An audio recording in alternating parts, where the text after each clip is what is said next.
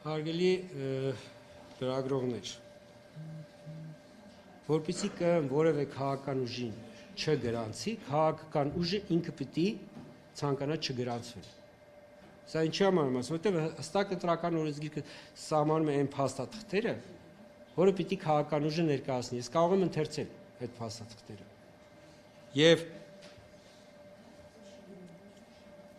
ընթերցեմ, կարիք կա ընթերցելու, թե դուք ինքներդ դա կնայեք։ Այսինքն չգրանցելու հնարավորություն ունեն քաղաքական ուժերը։ Կենտրոնական ընտրական հանձնաժողովը, երբ որ բոլոր փաստաթղթերը ներկայացված են, գրանցման հարց որպես այդպեսին չի քննարկում։ Կենտրոնական ընտրական հանձնաժողովը կարող է քննարկել, այսինքն քվեարկել բացառապես, եթե փաստաթղթերը ներկայացված չեն, այսինքն թերի են ներկայացված փաստաթղթերը, քաղաքական ուժը չի լրացրել փաստաթղթերը, այսինքն տրվել է 48 ժամ եւ չի լրացրել փաստաթղթերը, այդ ժամանակ կարող է առարկությունը դրվել քվեարկության եւ 2/3 ձայներով մերժվել կուսակցության գրանցումը։ Բայց եթե կուսակցությունը բոլոր փաստաթղթերը ներկայացրել է, կենտրոնական ընտրական հանձնաժողովը ուղղակի, ասենք առանց քվեարկության գրանցում, այսինքն եթե չկա առարկություն, կենտրոնական ընտրական հանձնաժողովը որևէ անդամ չունի առարկություն, ուղղակի կուսակցությունը մեխանիկորեն համարվում է գրանցված։ Տեսեք, արհեստական խոչընդոտ չի կարող լինել, հարգելինս, կոնկրետ օրենքով կա սահմանված փաստաթղթերի ցանկ։ Ավելին, քանի որ կենտրոնական ընտրական հանձնաժողովը նախապես, եթե ցանկը թերի է, նախապես նիստով 48 ժամ է տրամադրելու, այսինքն դուք բոլորը այդ նիստին ներկա եք լինելու, եթե կցանկանաք, եւ տեսնելու եք, թե ինչ փաստաթղթեր է պակասում, եւ քաղաքական ուժը պիտի չլրացնի այդ փաստաթղթերը, այսինքն ինքը այդ թերությունը չվերացնի։ Հարգելիներս, կրկնում եմ խոսքը, տեսեք, հիմա խոսում ենք այս բանին խոսում ենք գրանցման մասին։ Խնդրում եմ, որպեսզի տարանջատենք։ Գրանցումը ես բացատրում եմ, գրանցումը, եթե կուսակցությունը անհրաժեշտ բոլոր փաստաթղթերը ներկայացրել է, չի կարող չգրանցվել։ Բայց եթե կուսակցությունը կներկայացնի թերի փաստաթղթեր, հարգելիներս, եւ հետո իրեն կտրվի 48 ժամ, այսինքն նիստով, հրապարակային դուք էլ կիմանաք, որ այս կուսակցության այս փաստաթղթերը, ասենք օրինակ գրավի անդորագիրը չի ներկայացրել, գրավ չի մուծել, անդորագիրը չի ներկայացրել։ Չէ, այդ դեպքում արդեն նոր այդ դեպքում կենտրոնական ընտրական հանձնաժողովը կարող է քննարկել առարկություն, այսինքն անդամների որևէ անդամի կողմից այդ առարկությունը, որ տվյալ քաղաքական ուժի գրանցումը մերժելու վերաբերյալ։ Ես եթե սպասեք, հիմի գալիս եմ երկրորդ, այսինքն հարցի մյուս, այսինքն քաղաքական ուժը գրանցվում է եւ գրանցումը ուժը կորցած ճանաչել։ Տեսեք, կենտրոնական ընտրական հանձնաժողովը ինքը քաղաքական ուժի գրանցումը ինքը չի կարող ուժը կորցած ճանաչել։ Մեր օրենսդրությամբ կենտրոնական ընտրական հանձնաժողովը այդ հարցով պիտի դիմի դատարան։ Այսինքն եթե գրանցումից հետո որևէ քաղաքական ուժ, այսպես ենք տոտալ, այսպես ենք ու սա համար պարտադիր պայմանը, որպեսզի քաղաքական ուժը հետևողական ընտրական օրենսգիրքը ոտնահարի։ Երբ որ նման իրավիճակ, եթե կլինի, իսկ նման իրավիճակ ես չեմ հիշում, որ մեր պատմության ընթացքում ունեցել, եթե կլինի կենտրոնական ընտրական հանձնաժողովը պետք է որոշի դատարան դիմել։ Այսինքն այստեղ գրանցման ուժը կորցնողը կրկին այս դեպքում էր կենտրոնական ընտրական հանձնաժողովը չէ, դատարանն է։ Ինչ ինքով պետք է դիմի։ Կրկնեցի։ Հարգելի տեսեք, եթե հիմքը ընտրական օրենսգիրքով հստակ սահմանված է, ու դա, այսպես ենք, 1-2 խախտման մասին չի սա ու ավելին, դա խոսքը չի, որ օրինակ որևէ տեխնացուի կողմից է, դա ասենք օրինակ որևէ տեխնացու է այդ խախտումը թույլ տվել, դա ինքը քաղաքական ուժը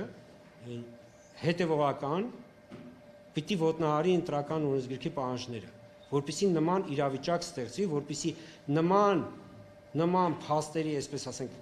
ծանրակշիռ փաստեր կուտակվեն, որից հետո կենտրոնական ընտրական հանձնաժողովը պարտադրված կլինի այլևս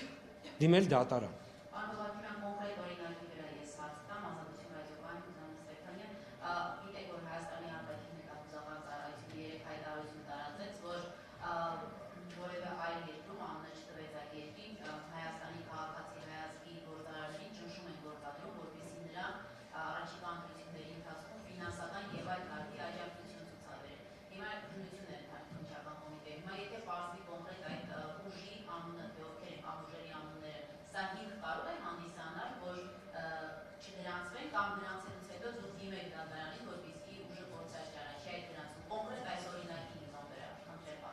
Հարգելի գործընկերներ, ընտրական օրենսգիրքը կարգավորում է թեկնածուների հետ կապված հարաբերությունները։ Մեր իրավապահները իրենց գործունեության ընթացքում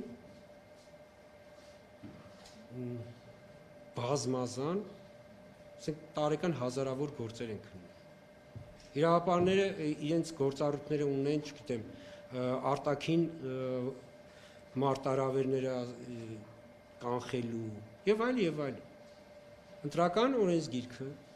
կարգավորում է թեկնածուն, այսինքն կուսակցությունը նախ պիտի գա գրանցվի։ Ասացի, որ երբ որ ինքը անհրաժեշտ փաստաթղթեր ներկայացնում է, ինքը գրանցվում է։ Արդեն գրանցված կուսակցությունը կամ դաշինքը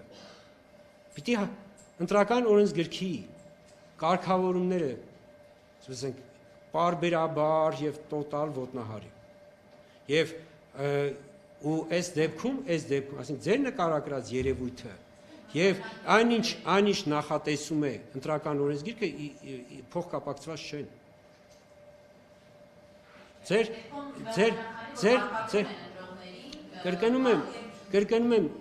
Կրկնում եմ, մեր օրենսդրությունը վերաբերում է ընտրական օրենսգիրքի կարգավորումները վերաբերում են գրանցված կուսակցություններին կամ դաշինքներին, գրանցված թեկնածուներին, այսինքն թեկնածուները մեր մոտ վերջնականապես ցանկը հայտնի կլինի մայիսի 3-ին, երբ որ կգրանցվեն, ապրիլի 23-ին առաջադրումներն ավարտվելու, այսինքն մենք կունենանք հավակնորդներ, այսպես ասենք, կուսակցությունների,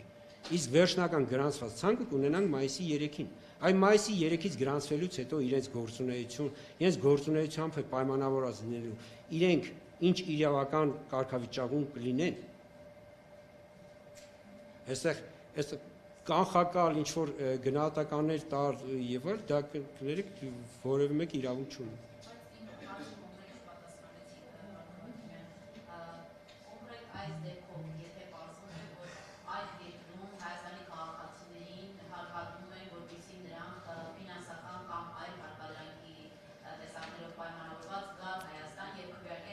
Տիկին Ստեփանյան,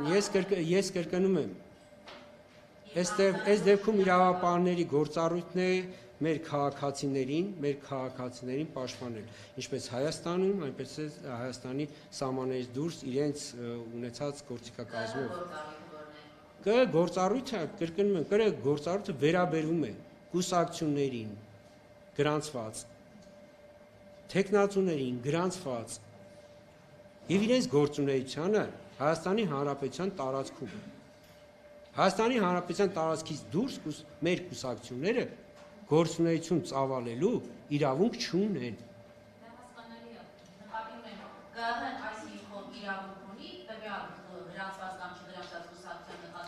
Տիկին Ստեփանյան, ես կրկնում եմ, կենտրոնական ընտրական հանձնաժողովը հետախուզական, հակահետախուզական կամ իրավապահ մարմին չէ, որ իր գործունեությունը պայմանավորվի ձեր նկարագրած գործիքակազմով։ Եթե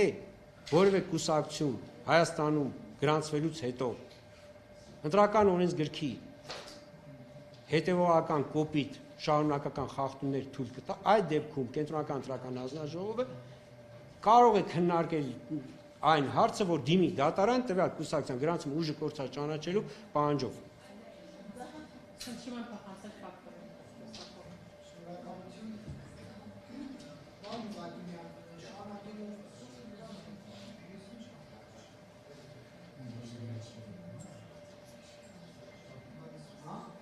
Պարոն Հովակիմյան,